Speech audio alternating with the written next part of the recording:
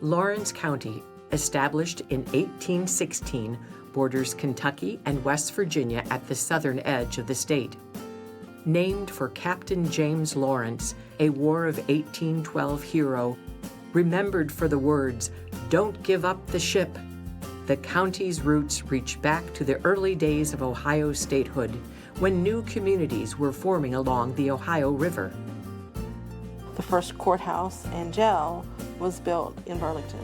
It was a 2-story brick building. It had 24 windows because they needed the natural light. Of course, there was only candles at the time. And it had 2 fireplaces, one on each end. During that time period, the iron industry began in Lawrence County.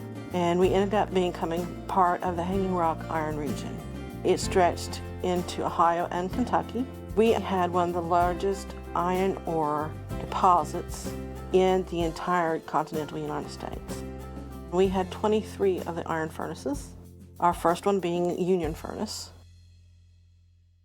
As the furnaces roared to life, a new class of leaders emerged, iron masters, who shaped the industry and identity of Lawrence County. The iron masters, one of them was John Campbell, and he had an idea for a whole new town. And his idea was Ironton. John Campbell went to the county and said, "I will guarantee we will pay for the courthouse." And that's exactly what they did. So all the county records from the courthouse in Burlington was loaded on a flatboat and taken down the Ohio River into Ironton. The courthouse itself was a 2-story building. It had 25 windows, it had a pine roof, and it was finished in 1852. That courthouse saw a lot of changes for Ironton. Ironton continued to develop. They would gain 2,000 people every year from 1860 to 1900. It was the location in 1868 where the Decoration Day celebration began. The courthouse lawn became the starting point for an annual tradition that continues to this day, Lawrence County's Memorial Day Parade. We are very proud of the Memorial Day Parade here in Lawrence County. It is the longest running Memorial Day Parade in the country. The Memorial Day Parade, you look forward to that all winter because that is the summer kickoff. It is our claim to fame in this community. They've had it every year since 1868, and it started out as to honor the Civil War veterans. It's been recognized both on the state level and national level. And it started on our courthouse lawn. Well, not everything that happened on the old courthouse lawn was positive. In 1869, we had our first execution.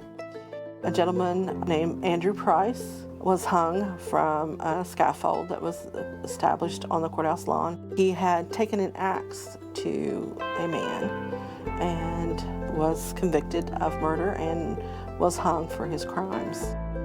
Back then, if you committed a murder and got the death penalty, you were punished in the community where you committed the crime. Hangings on this courthouse lawn, it was social. You know, people bring a picnic lunch and actually watch the event. In the years that followed, the courthouse fell into disrepair and eventually suffered a major fire. As time went on, people began to notice it was deteriorating. In 1875, sadly, there was a major fire that struck the courthouse. But it wasn't until 1906 when they finally decided to build a new building, and that is the building we have today. The courthouse was built using local materials and design elements common at the time. They chose to use limestone, which is a natural resource we have here. The copper roof was one of its main features. There's a lot of course, beautiful woodwork and other features that was very typical of that time period. Many of the courthouses from that time period were replaced, remodeled, and destroyed. We actually have the beauty of the original 1908 courthouse.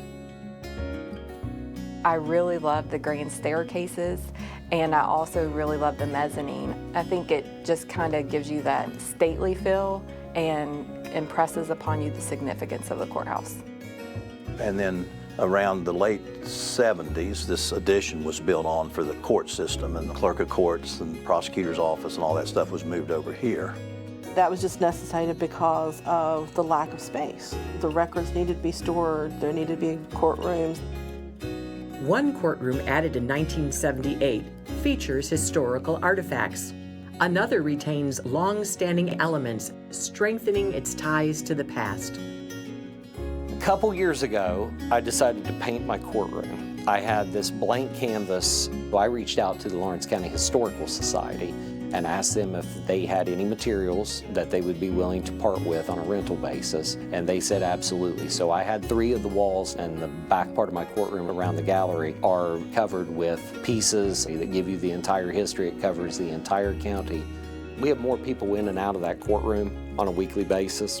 I love coming in on the breaks and looking around and seeing people standing up and stretching their legs and looking at these artifacts, and that little bit of history has been brought to the people, and they get to enjoy it. The artwork that hangs in my courtroom was actually the artwork that Judge Walton had installed. And when I took office after Judge Cooper, I decided to leave the artwork there. It became sort of part of their story, and I became part of their story. One of my favorite things about my own courtroom is that is where I actually was administered the oath of office by who's now Chief Justice Kennedy. And so that has significance to me. More than a seat of justice, the courthouse became a place of refuge, its high ground offering safety when the river rose. When it came to floods, Lawrence County's had quite a few. And many of the residents who lived in the lower ends of Ironton moved to the county courthouse lawn, and that's where they took refuge.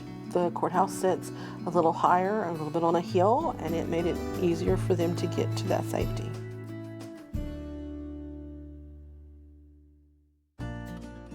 The Lawrence County Courthouse has served its community for more than a century, and for those who work here every day, it continues to stand for something more.